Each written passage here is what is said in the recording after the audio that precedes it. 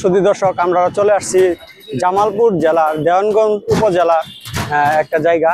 এখানে আপনারা দেখছেন এই ব্রিজটা ডাম ব্রিজ নামে পরিচিত। এখানে বিকেলবেলা অনেক লোকজন এটা দেখার জন্য আসে। আমরা আসছি শেরপুর থেকে। জায়গাটা অনেক সুন্দর এবং খুবই চমৎকার একটা পরিবেশ। দর্শনার্থীদের প্রচুর ভিড় আছে এখানে। আপনি দুই সাইডে দেখতে পাচ্ছেন, এই সাইডে দেখতে পাচ্ছেন নদী, আবার এই সাইডেও নদীর একটা জায়গা। মাঝখানে ড্রাম দিয়ে তৈরি করা একটা ব্রিজ, এর জন্য এটা ড্রাম ব্রিজ নামে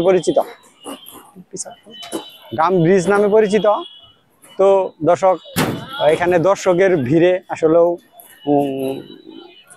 তেমন সুযোগ পাওয়া যায় না, অনেক দর্শক থাকে। তো তারপর আমি আর একটু দেখানোর চেষ্টা করতেছি। দেখেন, এটা অনেক লম্বা একটা ব্রিজ। আপনারা দেখেন যে আরো লম্বা একটা ব্রিজ। একজন ভাই সাইকেল নিয়ে পার হচ্ছে। স্যার, ভাই সাইকেল নিয়ে ব্রিজ থেকে পার হচ্ছে। বাইকে একটু সাইড দেন।